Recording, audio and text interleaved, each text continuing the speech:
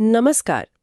आज हम 2025 की एक हॉरर फिल्म है बोन फेस, उसकी कहानी में जरा गहराई तक उतरेंगे। हाँ बिल्कुल। हमारे पास फिल्म का एक आप कह सकते हैं कि पूरा डिटेल्ड प्लॉट समरी है जिसमें सारे ट्विस्ट्स और टर्न्स, सारे खुलासे शामिल हैं। हाँ तो हमारा मकसद सिर्फ कहानी जानना नहीं है, बल्कि उसकी परतों को खोलना है, किरदारों की जो इरादे हैं उन्हें समझना है। सही कहा। और ये देखना है कि कहानी आखिर कहना क्या चाहती है, क्योंकि ऊपरी तौर पर तो ये एक टिपिकल स्लैशर फिल्म लगती है ना, कैंप, मास्क वाला कातिल, खून खराबा। हाँ बिल्कुल वही। लेकिन जैसा अच्छी हॉरर फिल्मों में होता है, सतह के नीचे अक्सर काफी कुछ होता है।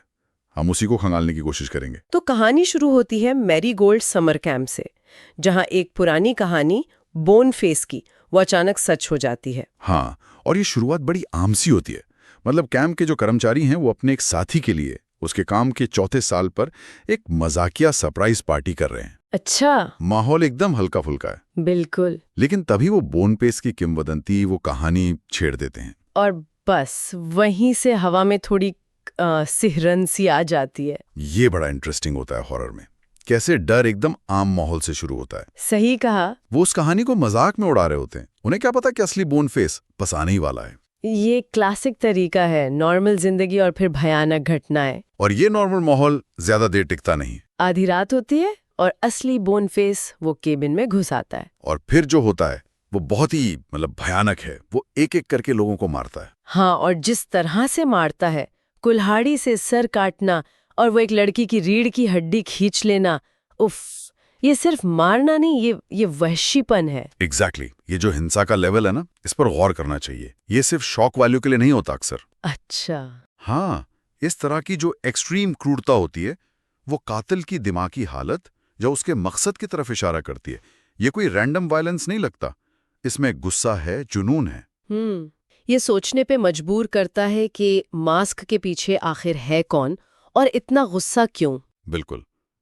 तो इस भयानक हत्याकांड के बाद जाहिर है पुलिस आती है, शेरिफ और उसकी डिप्टी पहुंचते हैं। और लाशों की हालत देखकर तो वो भी हिल जाते होंगे। हाँ बिल्कुल। और कैंप की जो मालिक है वो तो सदमे में है, बेचारी की हालत खराब हो जाती है। शेरिफ को क्या लगता है, वो समझ जाता है फौरन? हाँ, शेरिफ तुरंत पहचान लेता ये बोनफेस का काम है। ये नाम उसके लिए नया नहीं है। बोनफेस कैंपों में हत्याएं करने के लिए बदनाम है। ओह। लेकिन इंटरेस्टिंग बात यह है कि शेरिफ को लगता है कातिल भागा नहीं है, वो पास में ही कहीं छिपा है। रात का वक्त, जंगल। हाँ, भागना मुश्किल होगा। सही। और यही शक उन्हें पास के एक होटल तक ले जाता है। कुछ खून के निशान, बाहर खड़ी गाड़ियां, उन्हें यकीन हो जाता है कि कातिल इसी होटल में है। अरे राह, तब कहानी कैंप से होटल में शिफ्ट हो गई। हाँ, और यहीं से फिल्म का जॉनर थोड़ा बदलता है। अब ये सिर्फ स्लैशर नहीं बल्कि एक तरह का बंद कमरे का रहस्य, हू डन इट बन जाती है। सही है, होटल के अंदर सब फंस गए। हाँ, और हर कोई शक के दायरे में। तो होटल में कौन कौन है? काफी लोग होंगे शायद। हाँ, किरदारों का अच्छा खासा जमावड़ा है। एक वेट्रेस है जेनी, एक शेफ है जो शायद होटल चलाते हैं, फिर एक छात्र है, एक एक्स मरीन है, एक बाप बेटी हैं, एक बड़ी स्टाइलिश सी बूढ़ी औरत है। अच्छा। 2 बाइकर्स हैं और एक लड़की है जो फोटोग्राफर है। शेरिफ तो भाई सबको शक की नजर से देखता है। जाहिर है, तो वो पूछताछ शुरू करता है। फौरन, कौन कब आया, कहां से आया, क्यों आया। हर किरदार की अपनी कहानी, अपने राज। ये क्लासिक तरीका है ऑडियंस को उलझाने का। हाँ, हर किसी पर शक जाए। बिल्कुल। इसी बीच वो जो फोटोग्राफर लड़की है, उसकी तस्वीरों में अनजाने में कातिल की एक धुंधली सी तस्वीर आ जाती है। ये भी दिलचस्प है, कैसी सच सामने होता है पर बिकता नहीं। हाँ, ये होता है अक्सर। लेकिन सबसे बड़ा सबूत कब मिलता है? वो मिलता है होटल के बाहर, कूड़ेदान में। कूड़ेदान में? क्या? खून से सने जूते, जैकेट, कुल्हाड़ी और बोन फेस का मास्क। ओह माय गॉड, मतलब कंफर्म हो गया, कातिल इन्हीं में से एक है। हाँ, शेरिफ अंदर आकर ऐलान कर देता है, कातिल तुम लोगों में से ही एक है। सोचिए जरा होटल के अंदर का माहौल। डर बैठ गया होगा सबके मन में। जूते का साइज वगैरह कुछ पता चला? जूते का साइज था नंबर 9। लगता तो है कि ये बड़ा सुराग है, लेकिन वो जो छात्र लड़का है ना, हाँ, वो फौरन कहता है कि जूते का साइज तो बदला भी जा सकता है, अंदर कुछ ठूस कर या तो वो सुराग भी बेकार हो जाता है एक तरह से। अरे यार, मतलब मिस्ट्री और गहरी हो गई। हाँ, ये दिखाते हैं कि सुराग हमेशा उतने सीधे नहीं होते जितने लगते हैं। मिसडायरेक्शन। तो अब क्या, सबके राज खुलने शुरू होते होंगे? बिल्कुल। अब परतें खुलती हैं, पता चलता है कि वो जो मरीन वर्कर है उसे मैरीगोल्ड कैंप से निकाला गया था। किसी लड़की से बदसलूकी के आरोप में। अच्छा, तो उसका मोटिव हो सकता है। हाँ, शक तो जाता है। फिर वो जो बूढ़ी औरत है, पता चलता है उसके 2 पतियों की मौत हुई थी और वो मौतें भी थोड़ी संदिग्ध थी। क्या बात है। और वो जो बाइकर्स हैं वो असल में ड्रग डीलर निकलते हैं। तो हर किसी के पास कुछ ना कुछ छुपाने को है, हर कोई संदिग्ध लगता है। ये क्लासिक रेड हेरिंग है, मतलब हाँ जानबूझकर शक पैदा करना। हाँ, और ये शायद फिल्म का एक थीम भी है कि हर इंसान के अंदर कुछ अंधेरा, कुछ राज होते हैं।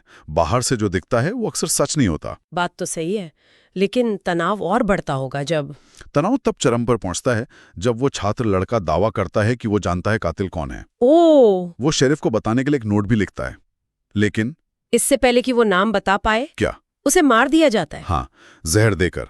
हे भगवान, अब तो शक सीधा वेट्रेस जेनी पर जाएगा। खाना तो उसी ने परोसा होगा। बिल्कुल, शक जेनी पर जाता है।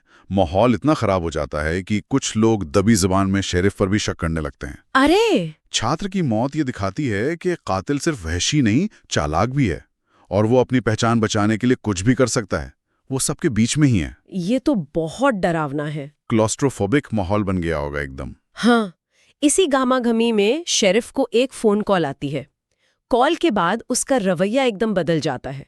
उसे लगता है उसे कातिल मिल गया। किसे पकड़ता है वो? वो सीधा होटल के शेफ पर उंगली उठाता है, कहता है खेल खत्म, तुम ही हो बोनफेस। शेफ? ये तो एक्सपेक्टेड नहीं था। क्या वो मान लेता है? यहाँ कहानी एक और पेंच डालती है। शेफ हाँ कहता है, मगर पूरी तरह नहीं। वो कहता है, हाँ मैं मरीन वर्कर को मारना चाहता था। अच्छा, क्यों? क्योंकि मरीन वर्कर ने उसकी बेटी के साथ ज्यादती करने की कोशिश की थी। वही लड़की जिसके चक्कर में मरीन को कैंप से निकाला गया था। ओह, तो ये पर्सनल बदला था। हाँ, शेफ सीधे सीधे बोनफेस होने की बात नहीं मानता, पर मरीन को मारने की इच्छा जाहिर करता है। और फिर लड़ाई हो जाती है। हाँ, हालात बेकाबू हो जाते हैं। शेफ गुस्से में चाकू निकाल लेता है, मरीन भी अपनी बंदूक तान लेता है। गोलियां चलती हैं। हाँ, मरीन शेफ को गोली मार देता है और डिप्टी वो आत्मरक्षा में मरीन को गोली मार देती है। दोनों मर गए। दोनों मर गए और सबको लगता है चलो केस सॉल्व हो गया। शेफ ही बोनफेस था, बेटी का बदला ले रहा था। मामला सुलझा हुआ लगता है। हाँ, ये है फॉल्स क्लाइमैक्स, झूठा चरमोत्कर्ष। कहानी हमें यकीन दिलाती है कि सब ठीक हो गया, खतरा टल गया। एक झूठी तसल्ली। बिल्कुल, ताकि जब असली सच सामने आए तो झटका और जोर से लगे। हाँ, क्योंकि असली खेल तो अभी बाकी था। सही कहा। जब सब लोग राहत की सांस ले रहे होते हैं जाने की तैयारी में, वो वेट्रेस जेनी वो वॉशरूम जाने का कहकर गायब हो जाती है। ओह, डिप्टी को कुछ गड़बड़ लगती है। वो बाहर जाकर देखती है तो उसे शेरिफ की लाश मिलती है, गला कटा हुआ। क्या शेरिफ भी मारा गया? मतलब? डिप्टी फौरन समझ जाती है, शेफ बोनफेस नहीं था, असली कातिल जेनी है। जेनी? वो वेट्रेस? लेकिन क्यों? शेफ का कबूलनामा, वो लड़ाई। वो सब या तो एक भयानक इत्तेफाक था जिसका जेनी ने फायदा उठाया, या शायद जेनी ने ही ये सब प्लान किया था। हे भगवान, तो डिप्टी जेनी के पीछे जाती है। हाँ, जंगल में आखिर में दोनों का आमना सामना होता है।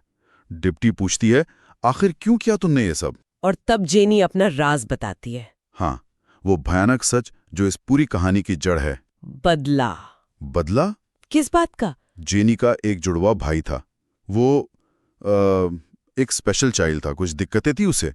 सालों पहले उसी मैरीगोल्ड कैंप में दूसरे बच्चों ने उसे बहुत तंग किया था, बहुत ज्यादा। Oh no. उसके बिस्तर पे पेशाब करना, उसे चढ़ाना, और एक दिन वो उसे जंगल में ले गए और एक पेड़ से बांध दिया। खेल खेल में या पता नहीं कैसे रस्सी उसके गले में फंस गई। दम घुटने से उसकी मौत हो गई। वो सिर्फ 13 साल का था। ये तो बहुत ही भयानक है। और इससे भी बुरा ये हुआ कि कैंप के मालिकों ने अपनी इज्जत बचाने के लिए इस पूरी घटना को दबा दिया। क्या? हाँ, इसे एक हादसा बता दिया, किसी को जिम्मेदार नहीं ठहराया गया। जेनी के भाई को कभी इंसाफ नहीं मिला। तो ये गुस्सा, ये दर्द सालों तक जेनी के अंदर पलता रहा। हाँ, और वो बदले की आग बन गया। अब समझ आता है उसकी क्रूरता का कारण। उसका गुस्सा सिर्फ उन बच्चों के खिलाफ नहीं था, बल्कि उस पूरे सिस्टम के खिलाफ था जिसने सच छुपाया, जिसने इंसाफ नहीं होने दिया। कैंप मैरीगोल्ड और शायद वैसे सारे कैंप्स उन लोगों के सिंबल बन गए जो कमजोरों पर जुल्म करते हैं या उसे छुपाते हैं। सही कहा, उसका निशाना सिर्फ कैंप के लोग नहीं थे, बल्कि अन्याय का हर रूप था। उसने मरीन वर्कर को क्यों मारा? क्योंकि उसने शेफ की बेटी के साथ गलत किया था और उसे भी कैंप वालों ने दबाने की कोशिश की थी। ये जेनी के लिए अन्याय का एक और पैटर्न था। और वो छात्र लड़का, उसे इसलिए मारा क्योंकि उसने जेनी को जंगल से खून लगे हाथों के साथ आते देख लिया था। वो गवाह बन सकता था। और शेफ और मरीन की लड़ाई, वो इत्तेफाक नहीं था। नहीं, जेनी मानती है कि उसने जानबूझकर शेफ की जेब में चाकू और मरीन की टेबल के पास बंदूक रखी थी। उसने हालात ऐसे बनाए कि वो एक दूसरे को खत्म कर दें। बाप रे, मतलब वो सिर्फ गुस्से में नहीं मार रही थी, वो प्लान कर रही थी सब कुछ। ठंडे दिमाग से। हाँ, वो एक कैलकुलेटिंग किलर बन चुकी थी। ये खुलासा जेनी के किरदार को बहुत कॉम्प्लेक्स बना देता है। वो एक बेरहम कातिल है, लेकिन उसकी कहानी सुनकर कहीं ना कहीं उसके दर्द को महसूस तो किया जा सकता है। बिल्कुल, वो अन्याय का शिकार हुई थी और उसी अन्याय ने उसे ये मॉन्स्टर बना दिया। वो विक्टिम भी है और विलेन भी। यही कहानी मुश्किल सवाल खड़े करती है। क्या इतना भयानक अन्याय किसी को इतनी भयानक हिंसा करने का हक दे देता है? जाहिर है नहीं, हिंसा कभी जवाब नहीं हो सकती, लेकिन ये हमें सोचने पर मजबूर जरूर करता है कि कैसे अनदेखा किया गया दर्द, दबाया गया सच इतना विनाशकारी रूप ले सकता है। जेनी का रास्ता गलत था, पर उसके दर्द की वजहें वो असली थीं। कहानी का अंत कैसे होता है? डिप्टी और जेनी का क्या हुआ? अंत में जेनी डिप्टी पर हमला करती है। डिप्टी को आत्मरक्षा में गोली चलानी पड़ती है। जेनी मारी जाती है।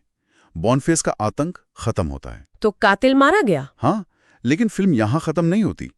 एक आखिरी सीन है। कुछ दिनों बाद कुछ कैंप सदस्य अलाव के पास बैठे हैं और वो बॉनफेस की कहानी सुना रहे हैं। अच्छा। वो कहते हैं कि भले ही जेनी मर गई हो, बॉनफेस की जो लेजेंड है, वो कहानी, वो जिंदा रहेगी और शायद उसका खौफ बुरे लोगों को गलत काम करने से रोकेगा। ये तो बड़ा अजीब सा विचार है। क्या डर कभी न्याय की जगह ले सकता है? हाँ, ये एक दिलचस्प सवाल है। क्या ये सिर्फ हिंसा की विरासत को आगे नहीं बढ़ाएगा? ये सोचने वाली बात है। तो हमने बॉनफेस 2025 की कहानी की, कह सकते हैं कि काफी गहराई से पड़ताल की। कैंप के कत्लेआम से शुरू होकर होटल के रहस्य, झूठे खुलासे और आखिर में असली कातिल जेनी और उसके दर्दनाक मकसद तक पहुंचे हम। हाँ, ये सिर्फ एक हॉरर कहानी नहीं है। ये बदले की, सदमे की, इंसाफ ना मिलने के दर्द की और जो इंस्टीट्यूशनल फेलियर होता है, उस पर भी एक तरह की टिप्पणी है। सही। ये दिखाती है कि जब किसी की पर्सनल ट्रेजेडी सिस्टम के अन्याय से मिलती है तो नतीजे कितने भयानक हो सकते हैं। बिल्कुल। जेनी का किरदार एक चेतावनी जैसा है कि अनदेखे जख्म नासूर बन सकते हैं। उसके काम को सही नहीं ठहरा सकते, पर उसे समझने की कोशिश करना जरूरी है। और आखिर में वही सवाल रह जाता है, न्याय और बदले के बीच वो महीन सी रेखा कहाँ है? हाँ, क्या एक के न होने पर दूसरा जायज हो जाता है? जेनी ने अपना रास्ता चुना, जिसका अंत भी हिंसा में ही हुआ। यह अन्याय का चक्र है जो हिंसा को जन्म देता रहता है। शायद यही वो विचार है जिसके साथ ये कहानी हमें छोड़ जाती है। हमने ये गहरी पड़ताल बॉनिफेसस 2025 स्पष्टीकरण कैंप की भयानक सच्चाई नाम के एक सोर्स के आधार पर की है। उम्मीद है इस बातचीत से फिल्म की कहानी और उसके गहरे मतलबों को समझने में थोड़ी मदद मिली होगी।